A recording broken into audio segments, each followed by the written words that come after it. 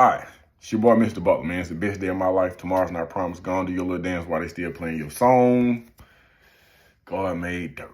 All right, so this video is about Keith Thomas, man.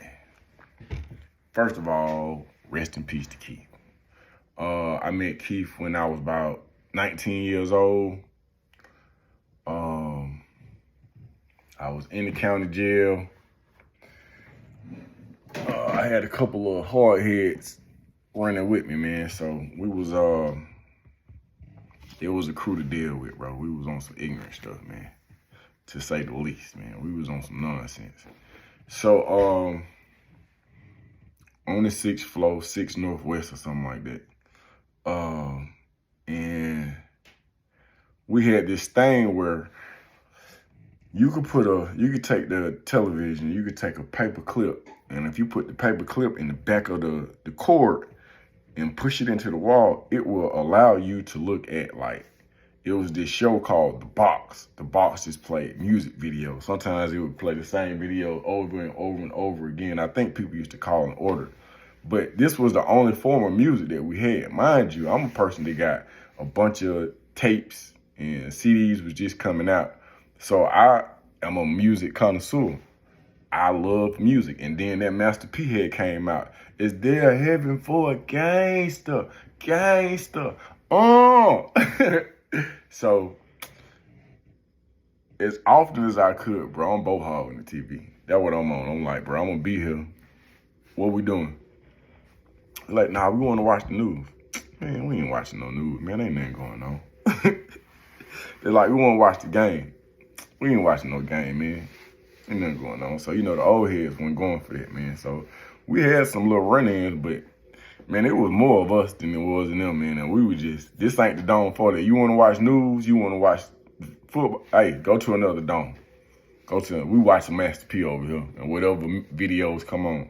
I always feel like somebody's watching me.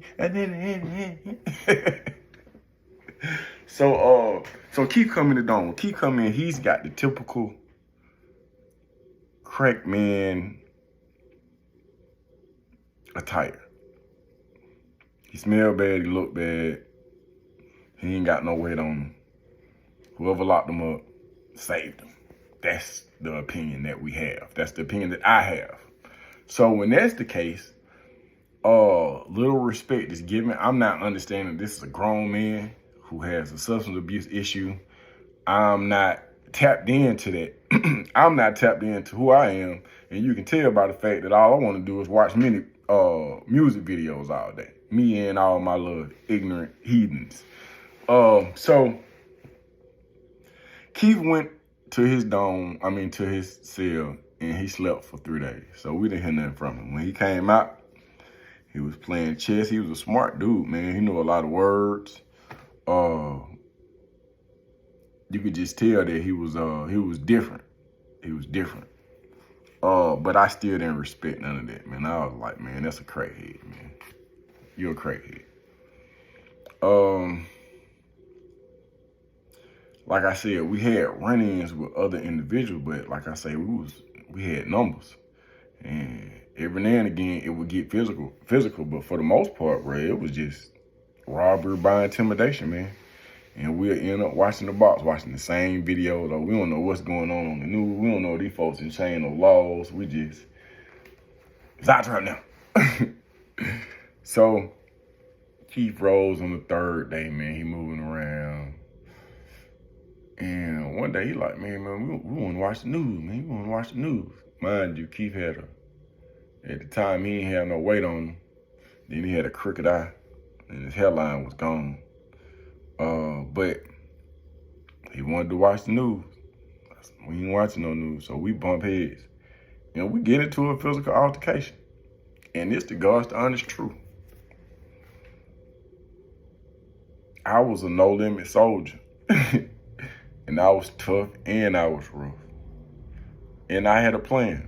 And just like a lot of folks, everybody got a plan. Until you get punched in the mouth. And Keith, he had a cast on it. No, he didn't have a cast. Joe had the cast on his arm. Keith did not have a cast. But when he he punched me in my mouth, maybe I thought that he had a cast on, but he didn't have no cast. But when he punched me, bro, I got lightheaded. And had he continued his punching, I could have got embarrassed. I mean, I was already embarrassed because I can't remember a single blow that I gave to him. You know what I mean? It was kind of like, I didn't understand that when he slept for them 3 days, he was rejuvenated. This is a grown man with grown man strength. And I'm sitting here ripping and running about some music video. That man that punched me in my damn mouth. I was like, big buddy, man, hit me in my mouth with some money. So disrespectful. So they broke us up. So we still stayed in the same dome. No. We did get split up. We got split up, and I ended up getting moved to because that's how I eventually started going up to the 7th floor, then to the 8th floor. That was one of the fights that was documented. So I said, when I see this again, it's gonna be on and popping, bro. And time go by like maybe a year, 16 months. Go to court and all this stuff here. Have what I have going on the 8th floor. And I go to Jackson. So now Jackson is diagnostic. So in diagnostic, this is where they see, what level of violence you're on. This is where you're going to take the whatever test or whatever they saying they going to give you so that they can see where they need to send you to. Mind you, we all just trying to avoid Alto. But I'm pretty good when it comes to presentation. Present myself in a lighter shade, if that makes sense. So that's what I did. They still characterized me as, was it medium security? I think it was medium at that particular time until I got to Alto. Then it just got different. So I'm medium security. But I had a job. And here's another thing with the music. At Jackson, they used to have these holes in the wall where you could stick headphones in them. And you could buy headphones, the little bit of headphones, or you can get them from the permanents that were there, the people that was there. So every now and again, we would get to listen to some music, but I just really wanted to listen to some music, bro. But I remember one officer, he was like, man, when he got on duty, he turned it off the black station. He was like, your music produces malice. I was like, what? Well, no need for going back and forth with this official. So that to the side, bro. I end up working, I forget what they call it, but I could go dorm to dorm. So I'm learning how to hustle because I'm just like, when everybody else locked down, I'm sweeping, I'm mopping, I'm jeffing the whole time, but I'm sweeping. I'm letting the officers see me sweep and mop, and I'm able to move stuff like, if you trying to get some cigarettes down here and you want 100, it gonna cost you something. It gonna cost you something. If you pay me in cigarettes, I'm gonna sell the cigarettes, or you can go ahead and give me the zooms and win. But I'm hustling, I'm moving. And then, but the whole time that I'm moving around, I always got a mop and I always got a mop bucket. And who do I see on the range? I see Keith Thomas. I see him before he see me. At least that's what I think. Truth be told, he seen me see him before I saw him. And when he seen me, he was like, oh, what's up, Bo? Such and such, man. Got a chessboard in here, such and such. So he talked me all out. He talked me off my gut, but he was a vet and he was smarter than me. And I'm not going to take that away from him. But in the back of my mind, I was like, well, I'm going to catch you. I'm going to do something to you. That's just what my mindset, bro. I was like, I'm going to see this dude. I'm going to get him. You punched me in my mouth. It didn't punch me in my mouth. Some money. So time goes by. I end up leaving diagnostic, going to Hayes, which they was calling the fast track. Stayed there for about 13 months. I think it was about a year. Then they shipped us off to Alto. Go to Alto, do my time there. I'm fast forwarding because none of the details at Alto or Hayes or Washington make no major parts in it, except for my hunger for education. So at Alto, I took all the trades I possibly could because I understood that through education, that's how I was going to try to stay out. When I got to Washington State Prison, when they shut it down, when I got to Washington State Prison, I took I don't want to call it a marketing class, but I took a class where we went through the Microsoft book where we learned Word, Excel, Access, PowerPoint, everything that's on that particular program, but that was in that book. I know I'm not saying the right things, but you know what I'm talking about. And I actually used it. Shouts out to Miss Dennis that was at Washington State Prison. I actually designed a portion of my book while I was in her class because we learned how to use Word. And she was an encouraging person as well, man. She was one of those people. I was like, man, I could do this when I get out. She was like, why don't you do it yourself? Why don't you do it yourself? And then I'm gonna pause this. Okay, yeah. So Miss Dennis was she was always the kind of person that wanted you to follow through on your thoughts. Like if you have a bright idea, she would be like, write it down. And then she was a strong figure in my life that like really helped me. And I was able to come up with a lot of ideas that I pursued on the street. I got them from that class that I took from her. It was called, I forget what it's called. Hopefully she's still doing it, or maybe she's doing something bigger and better. So when I come home, I immediately understand the importance of education. So I enrolled by way of my Hope Scholarship on my second GED. I go to Atlanta Technical College. While I'm there, I get a financial aid check, I buy an ice cream truck, I buy some moonwalks. That was years ago. Now I got maybe 20 moonwalks. So, but at that particular time, I was trying to pour back into my community, but I didn't have any of the certifications that I had. I was like, I started off feeding the hungry. I got all the Woodridge. I was like, bro, I know I was on their top, bro. I was like, bro, we finna go feed the hungry. But they was with it. And I was like, bro, we going to church. We was going to Total Grace.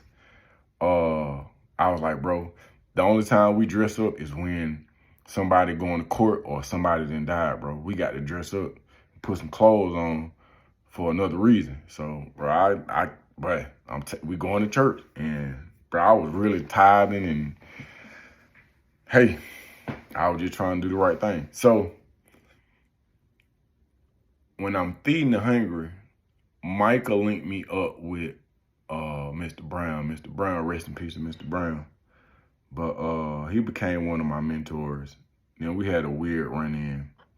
But he had something going on with DeKalb County, and I was helping out, but I wasn't skilled because there was a GED program, and I remember he had access to judges and probation officers, but my heart was in a good place, but my skill set was simply not there. Because I remember one time we had a judge in, and they was talking about how to help the kids with math. My dumb ass gonna say, you could just do the math.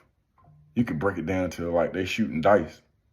When I think about it, bro, I cringe with embarrassment because I'm just like, bro, that was the dumbest ever. I'm trying to help folks get their GED, and I want to use the dice shooting as a way to help them with their math. Bro, I just didn't understand the realm of things. I didn't understand how recidivism worked. I didn't understand like I say, my heart was in the right place, but my skill set, not so much. like when I would have the floor and I would talk, it would just be like this awkward silence afterwards. And at the time, I didn't even know I should be embarrassed because I was just like, y'all ain't got it right. I'm going to figure it out. So then through Mr. Brown, I met Coach Steele. Now with Coach Steele, he understood where I was at. And he also said, he was like, listen, man, you got a good heart. He said, but in order for you to make some money, in order for you to be able to really help, you're going to have to go back to the classroom. Well, I was like, man, you know, I'm going to schools. And he was like, no, you got to get something that's recognized by the state. So I looked up this brother by the name of Gary Bird. He's still active. He worked with police officers. He worked with, if you done did anger management in Atlanta, bro, you've gone through Gary Bird. It's just that simple. Or DUI class, and he's not just a person who teaches anger management. He teaches the teachers. So I got certified through Gary Bird. So once I do that, I start working with Coach. I think we did Helping Young People Evolve, where we actually, if on my caseload, I would have kids, and if I can get them placed for 90 days, I can help get their records expunged. And the placement was like Youth Challenge, Job Corps, a job, Beckett High School, college, the Army, anything. There was a list of things that the state would recognize as potential placement. And that was my responsibility. But the grant that we was up under that grant with like Morehouse and all these other people. Okay, so I skipped a step. Okay. Before then, Coach helped me. I got on with BWB, Global Concepts. Up under that grant, they paid me to go. This is after I've had some time with anger management, some time with case management. I'm understanding how the mind works. I'm understanding some of the habits that you got to be aware of. I'm understanding that like most people that come out, they only stay 18 months. That's recidivism. Recidivism is the rate at which individuals return back to prison and or jail. So I'm learning, and I'm learning through trial and error. Like I'm getting with an individual, and we working on this caseload, and then something happen, and sometimes I can help, sometimes it's out of my hands. So we're working on Cleveland Avenue. It's a big white building. I think the address was 777, and it's across the street from the Walmart. I'm pretty sure it's still there. Every day I'm going to this place. I ain't even making a whole lot of money, but I'm doing something that I really want to do, which is help people stay out of jail. So while I'm there, every Monday or Tuesday, we would get our caseload. We would get 2 or 3 more clients. Now, my responsibility was I would go some of these guys, I would go into the prison system. And when I would go into the prison system, I would establish a relationship with these participants 6 months prior to their release. Because of the research that had been done, they had documented that case management works better when a sincere relationship has been established. That's me going in here and talking to these guys. And I sat in some meetings with some wardens and some deputy wardens, and they didn't even know who I was. I was like, I remember that asshole from such and such, such and such. But that wasn't even what I was on, bro. I was like, I come here, I'm about to try to be the spook that sat by the door. So however I can help these people, that's what I'm about to do, bro. So, now some of the people, 80% of the people that was on my caseload, I had gone in and met them prior to their release. Mind you, these are guys who've done 10, 15, 20, 25 years. I think the most was, I'm not going to say his name, but I think he had in there like 30. That dude stole his mama's refrigerator too. Well, you steal your mama's refrigerator. But, so on one Tuesday, we're sitting there and we're going through our meetings, and I see this name on my paperwork. I said, Keith Thomas. I said, ain't no way possible. Ain't no way possible. It's not any way possible. It's no way possible that this is that Keith Thomas. It's no way possible. So Coach said these people are going to be at the office, so we take them through whatever we take them through. Because right now with these individuals, we had housing. We had housing. We can give you a MARTA card. And now I'm going to try to help you get your Social Security card, your birth certificate. We're going to try to find you some employment.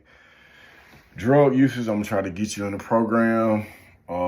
It just was a list of people or entities that we used to deal with. So Keith Thomas is on my caseload. When he come in, we see each other, we greet each other. We hit it off, man. We talked about the old stuff, and he was like, man, this is what you're doing. It's crazy how life is. Life be lifing. So Keith is on my caseload. So that program ends. Then we go to Hype, because we did such a good job on that. The people who were over, man, I am not going to even bring them in, but we were up under this grant with Morehouse and Urban League, and they used to fly us out. They used to fly us out to San Diego once a year. This is the first time I ever been to San Diego, but they would fly us out to San Diego, and we would have these workshops. And in these workshops, I would get an opportunity to interact with people who were, they were maximizing this same program, but it was just in Utah, in Long Beach, in Florida.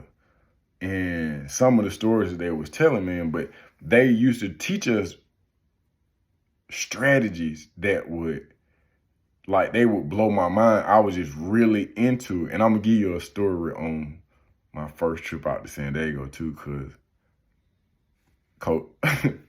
Coach knows some real gang members, man. And I'm in Compton with all white polo outfit. I was like, bro, I don't want no trouble. But that's a whole nother conversation. So one of the strategies that they did teach me, though, is just like, if somebody's on your caseload, you never tell them what to do. You ask them what it is that they want to get done. And once you come up with a list of things that they do, you tell them, hey, now you tell me how you want me to help you, because now I got to put it back on you. Then there's a way that you ask questions that it keeps that participant in control. That way you're never telling them what to do, but you're kind of guiding them towards where they need to be. Goal setting and following through and accountability. So I got this.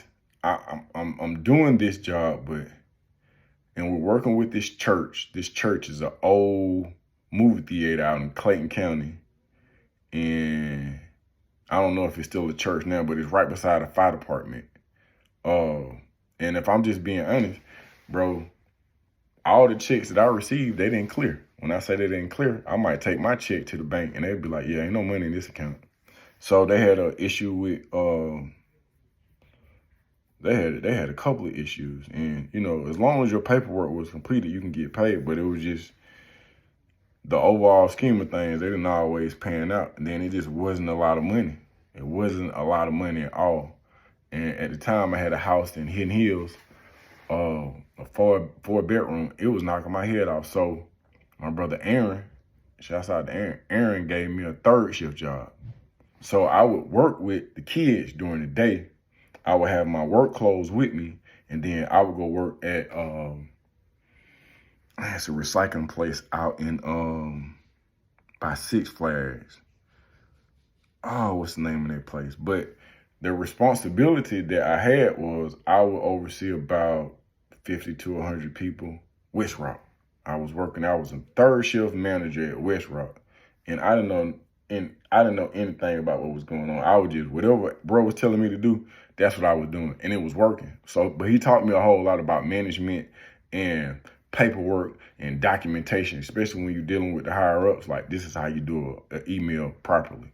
This is how you effectively fire, hire, discipline, and and move people around. Like, shouts out to Aaron Williams, bro. That brother taught me a lot about just interacting on a specific level. That I utilize it today all the time. Especially when dealing with human resources. Oh my God, I got you. So I'm working with the kids. Then I'm going to my third shift job. But my moonwalk business, from the moment that I bought 2 moonwalks, I'm still getting motion. So I have parties in it, and I'm establishing relationships with like Clayton County school system because I'm working with the kids. Then I'm getting in with the counselors, I'm getting in with the school teachers, and I'm telling them my story, and I'm telling them what we got going on. And they patronizing my interest. I get on the vendors list in DeKalb County, Fulton County, Clayton County. So when field day come around, when Halloween come around, or the fall festivals, when they come around, I'm able to get business. The only thing is, okay, let's say if I drop 3 moonwalks off at a school in the morning, then I go to work, I don't have time to pick them up. So what I was doing, me and Keith, he's technically has graduated out of the class. I mean, out of the program, because the program is in it, but they still got the housing. Now I'm like, well, we making money. So when I make money, he make money. So I helped Keith get his driver's license. He had a driver's license. And what I did not understand was Keith was using drugs, but I'm not a drug counselor. I'm an anger management specialist. I'm dealing with old me's. I'm dealing with old, mad, mean, ugly assholes. Not to say that people who have anger. I'm telling you that I chose anger management over everything else because I had anger issues. So who better to help you with a broken leg than a person who's broken their leg before? So I would have it sometimes set up where I would deliver the moonwalks in the morning. I would go to work. Keith would ride the bus out there. Then Keith would take me to my third shift job, drop me off, and then go pick the moonwalks up. And when I say third shift, it would start probably around about 6 or 7 o'clock. About 6 or 7 o'clock. And we would work until that shift was over with. But I couldn't leave my equipment out there. So, mind you, this is going on for a while. And I'm paying Keith, like they give Keith cash or they give him a check. Keith, he never stole no money from me. And we was actually working on this book. I had then gave him a computer. I was like, bro, you done been through a lot. You need to put it on paper. And one day, and I should have seen it when I look back on, like, man, like I felt like I kind of failed him because I did not see the sign, because he carried himself in a way I didn't see that drug addict that I seen came in there and said. I seen a man, and at this time, bro, we became friends. I'm spending more time with this dude. Like, he was on my caseload, but I'm talking to this dude like you my brother at this point. Like, you know what I mean? You telling me the stuff you got going on, and he never disrespected me and told me he was doing no illegal or unlawful stuff. We always kept him. He never went back to jail when I was dealing with him. It just wasn't none of that. So I got a party at a school. Keith dropped me off. Keith's supposed to pick up the stuff. So it's around about, it's about 7:30. They called from the school, said the equipment ain't been picked up. So I called Keith. He was like, yeah, man, I'm picking it up now. So he picked the equipment up. So then he's supposed to take it to my storage, then bring my truck back, and then I'm going to either Uber him, maybe Uber then, some kind of way he going to get from there to where he need to go. And I'm going to make sure because you done did this job, I'm going to pay you for it. But I'm going to leave my job in my truck, and we're going to do this whole thing over again tomorrow. But totally different ball game. So when he picked the equipment up, I called on, like, bro, you made it to the storage? He like, no, I had to make a stop. Well, the storage closed at a certain time, so but he ain't talking the same. So then we get off the phone, and I call back about 20 minutes later. He don't pick the phone up. Blow his line up. I call from my other phone. When I call from my other phone, he picked the phone up. I'm like, bro, what's going on? Like, he was like, yeah, man, I came up with another plan. I said, what you mean you done came up with it? He hung the phone up. Bro, this man disappears. I'm at work in panic mode.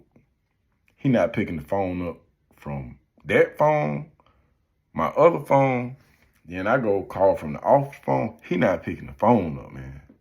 So I was just like, bro, like, what's going on? So it's time for me to get out of work, bro. I don't even have a way to get home. So I put on Facebook, I was like, man, I have put a picture of Keith up and a picture of my truck up. Man, if you see my truck, man, let me know something. So at the time, my homeboy BJ, shouts out to BJ, but he came through like the big homie for real. He seen my post on Facebook, bro. BJ called me, he said, man, listen, I just bought a Dodge Ram. And I ain't gonna be using it because he was on 18 wheelers. He had another truck, trailer. He was like, just come get this till you figure out what's going on. I was like, what? He was like, hey man, don't you need a truck? I was like, yeah.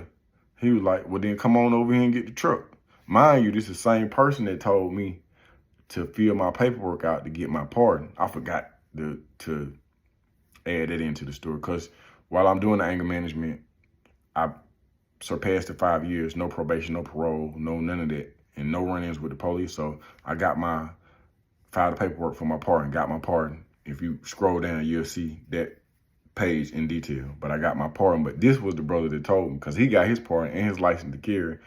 And he was like, hey, man, fill the paper. I was like, they did not say. He was like, B, shut up, bro. Just fill the paperwork out. You'll get it done. So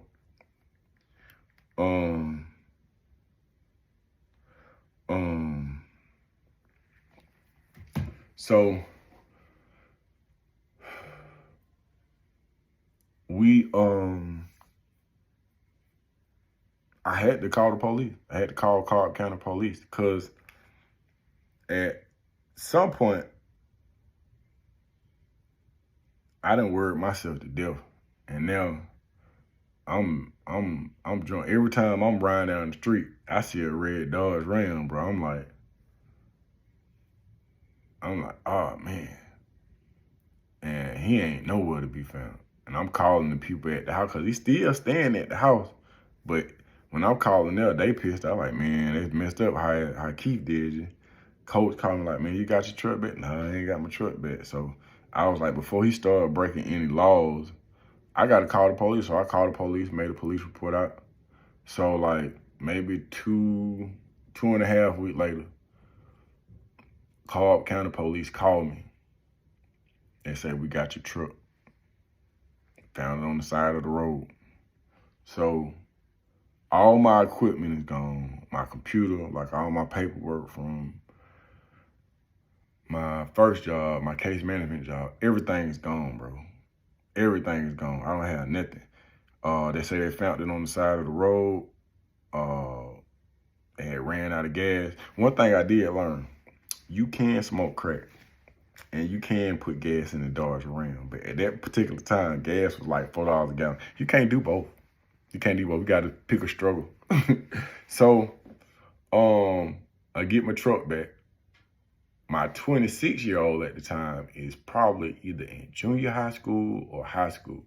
But from elementary school up until college, I used to pick my child up in the morning, take her to school, and I used to pick her up after school.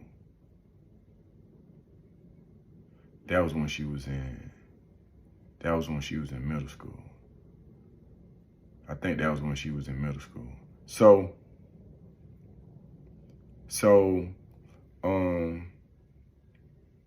I'm riding one day. No, I think she might have still been in elementary school. Either way, I'm riding one day, and And something just told me, like, just clean your truck out. So I go to the car wash and I lift the back seat up. When I lift the back seat up, bro, it is a used crack pipe in my truck. I said, man, this all I would have needed to throw me all the way off my pivot, bro, is to get pulled over, the police check my truck and find a crack pipe in here. I'm gonna be trying to explain this, and I ain't even so much scared of the police because y'all got a record that my truck been stolen. But it's my baby mama. My baby mama find out I got a crack pipe in my truck, man. Oh my God. Oh my God. So I'll never see Keith again. I never see Keith. I see somebody that look like Keith, but I'm the kind of person that I don't want to go to jail. I don't want to be hurt. I don't want to hurt you. I don't want to be in a position where we can potentially hurt each other. So I already got in my mind, if I see him, I'm going to go the other way because can't nothing good come out of our interaction. Then I later heard that Keith died of cancer. I don't know how true that is. But I had hollered at one of my homeboys. He said he was in rehab with Keith, man. So that's the story of Keith Thomas, man. Rest in peace to Keith. It's funny how life be life because we went from fighting in the cell to this dude actually being on my caseload to this guy actually working for my company. And then still in my, and that just go to show that addiction, man. That addiction is something that, cause in his heart, in my heart, I felt like Keith was he really wanted to get off drugs. But I think that what I learned about drugs is, man, that these are grown people and they heart and their spirit want to get off of these drugs, but it's a chemical imbalance. It's like you need water, like you need it, like you got to breathe. Like you inhale, you have to exhale. And that's how they body, from my understanding, that's how their body is needing these drugs, man. And he was just a good dude, man. He was a good dude. Even though he stole my truck and he punched me in my mouth, man, I learned a lot from this dude. And he was a man, and I respect him. I respect him. And because that took place with me, it didn't stop me from helping people. Bro, I'm going to be helping people till the day I die with no dollar sign involved, however, because somebody helped me. Somebody helped me. Somebody's still helping me. So I got an obligation. I'm going to continue to help. I'm going to continue to do what needs to be done, man. This your boy Butler. Rest in peace to Keith, man. But I'll think about Keith because now here's the irony of some more irony. I don't know what you call a double-edged irony sword, but in August, I start a program called Chess, Not Checkers, in DeKalb County. Walking distance of where me and Keith met it. And I'll be teaching young adults and at-risk teens how to play chess. And through chess, we'll learn goal setting and we'll learn how to come in, learn the rules, execute, and continuously get better through study and overall renewing the mind. When I say renewing the mind, it just simply means that whatever tools that you're given, you don't have to necessarily use those tools. We can go find other tools to use. So my idea, my hope, my wish, my prayer is that we'll show individuals how to manage their anger, because when you teach a population, when you educate people, when you expose them, then they gain access to different parts of their brain. They begin to understand how the world is actually working. And when you teach them that they're teachable, ain't no telling what they might do. The younger generation, man, is far greater, far stronger, and they gonna get it done. So I'm just trying to do my part. So I appreciate y'all tuning in, man. I know this was a long one, but rest in peace to Keith Thomas, man. If you know somebody that got a drug addiction, man, don't turn your back on them, bro. That's a person. That's a human being. But learn how to deal with that person, not from a, oh, you think this ought to be done. I'm talking about from a clinical perspective where you got to do some research and try some strategies, because you can't put a Band-Aid on the people and think that this Band-Aid is going to help them. Everybody is an individual, and you gotta connect with them on that individual basis, man.